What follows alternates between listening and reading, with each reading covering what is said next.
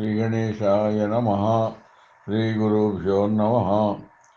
नमस्तुभ्यं भगवते विशुद्धज्ञानमूर्ते आत्मा रामाय रामाय सीतारामाय वेदसे। नमो अनंताय शांताय रामायामिततेजसे सुग्रीवमित्राय ते रघूनां पतये नमः। नमः सीतापते रामनामः कार्णिकोत्तमः रावणाले नमस्तुभ्यं त्राहि मां भवसागरात्। సుగ్రీవ చరితం వారి యొక్క జన్మం తెలిపేటువంటి వాడిని అవుతున్నాను, మీరు వినండి. ఇది అగస్త్య మహాముని చెప్పినటువంటి వివరం మాత్రం మీకు తెలిపేటువంటి వాడిని అవుతున్నాను. అగస్త్యుడు ఏ విధంగా చెప్పినా అంటే, స్వర్ణమయమైనటువంటి మేరు పర్వతం మణిప్రభలతో వెలిగేటువంటి శృంగముల మధ్యలో 100 యోజనముల వైశాల్యంతో కూడుకున్నటువంటి బ్రహ్మసభ ఉండేటువంటిది అయింది. ఆ యొక్క సభ లోపల చతుర్ముఖ బ్రహ్మ ధ్యానంలో ఉండేటువంటి వాడైనాడు. అతని నేత్రుల నుండి ఆనంద ఆష్టువులు జారిపడేటువంటివి అవుతున్నాయి. వాటిని చేతియందు తీసుకొని బ్రహ్మ ధ్యానించి నేల మీద వల్లేటువంటి వాడైనాడు. అవి భూమిపై పడిన వెంటనే వారి నుండి ఒక మహాకవి వానరుడు జన్మించాడు. అతనితో ఆ జన్మించిన వానరునితో బ్రహ్మ ఈ విధంగా పలికాడు: వత్స, కొంతకాలం ఇక్కడ ఈ సమీపంలోనే శుభప్రదమైనటువంటి స్థలంలో నీవు ఉండేటువంటివిగా, దాంతో నీకు శుభం కలిగేటువంటిది అవుతున్నది అన్నాడు. ఆ విధంగా బ్రహ్మచేత చెప్పబడినటువంటి ఆ వానరుడు కొంతకాలం అక్కడ ఉండేటువంటి వాడైనాడు. ఇట్లా చాలా కాలం గడవగా బుద్ధిశాలి అయినటువంటి ఆ యొక్క వానరుడు, అతని పేరు వృక్షరాజు అనేటువంటిది, ఒకసారి పర్యటించేటువంటి వాడై ఫలముల కొలగై వెరిగేటువంటి వాడు అవుతున్నాడు. అక్కడ మనిషిలతో నిర్మితమైనటువంటి దివ్య జలపూరితమైనటువంటి అక్కడ ఒక జీవుడు బావి కనబడేటువంటి అయింది. ఆ వృక్షరాజు వానరుడు నీరు త్రాగేటువంటి అక్కడ చేరి నీటిలో తన ప్రతిబింబను చూసి ఇందులో ఎవరో తనకు వ్యతిరేకమైనటువంటి ప్రతిద్వంద్వి ఉన్నాడని భావించినాడు. ఆ విధంగా భావించి వాటితో పోట్లాడటానికి ఆ నదిలో దుంకినాడు.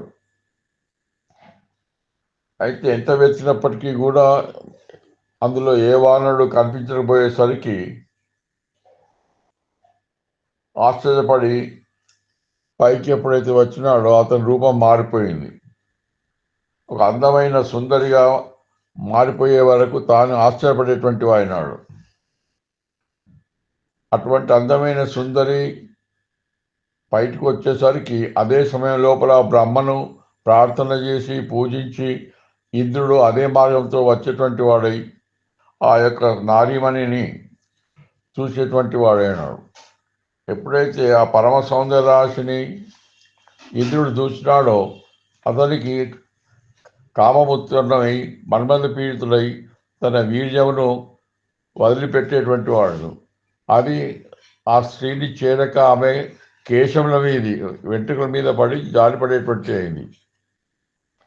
అయినప్పటికీ అందునుండి ఇంద్రుతో సమానమైనటువంటి వాడు, పరాక్రమమైనటువంటి వాడు అప్పుడు వాలి అనేటువంటి నామంతో వానరుడు ఆవిర్భవించినాడు.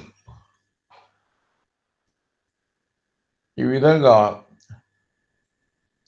ఇంద్రుడు అతనికి కాంచనమాలనిచ్చి స్వర్గమునకు వెళ్ళిపోయేటటువంటి వాడు.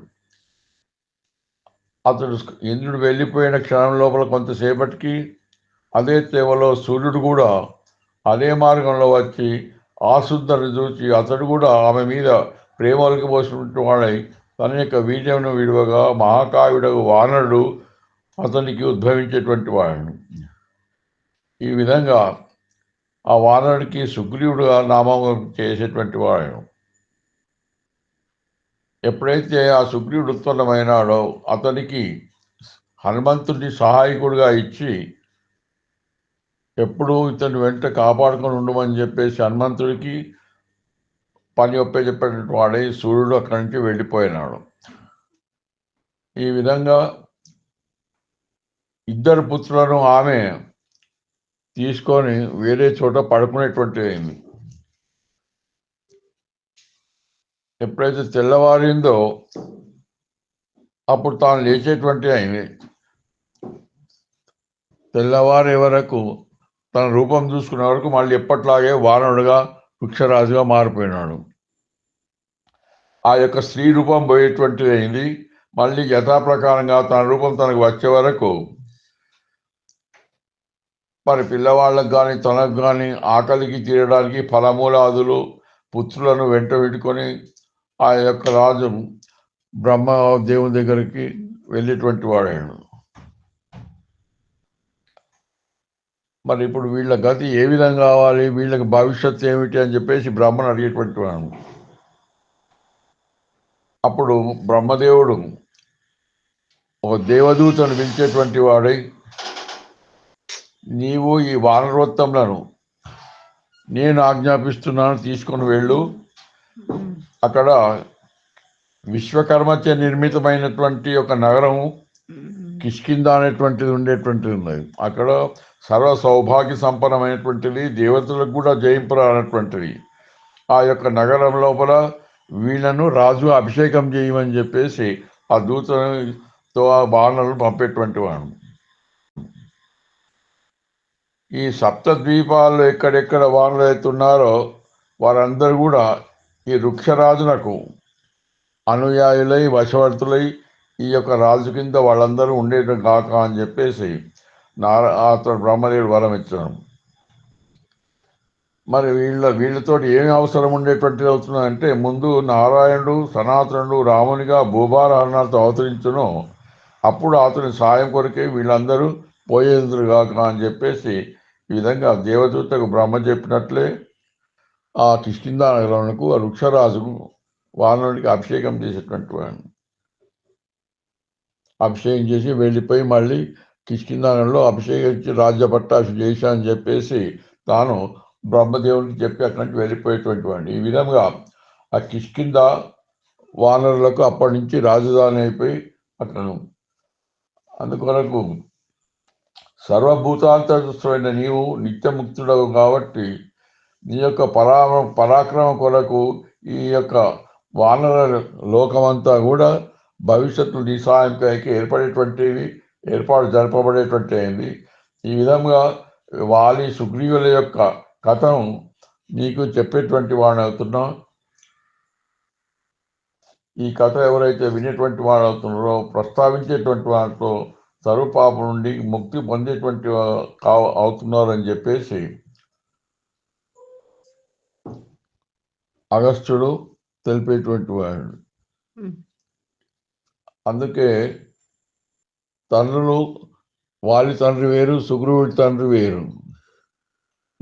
తల్లి మాత్రం ఒకటైనప్పటికీ అది మళ్ళీ మగవాడుగా మారేసరికి వాళ్లకు ఆధారం లేకుండా పోయే వరకు మళ్ళీ బ్రహ్మదేవుడు ఏదో ఒక ఆధారం చూపించి వాళ్లకు ఏర్పాటు వసతి చేసేటువంటి వాడు కాబట్టి ఈ విధంగా వాళ్లకు కిష్కింద యొక్క రాజాధిపత్యం లభించేటువంటి వాళ్ళు అయింది. అప్పటి నుంచి వాళ్ళు హాయిగా ఎంతో ప్రేమతో ఉండేటువంటి వాళ్ళు. తర్వాత కారణాంతరం వల్ల వాలి సుగ్రీవుల మధ్య వైరం పెరిగి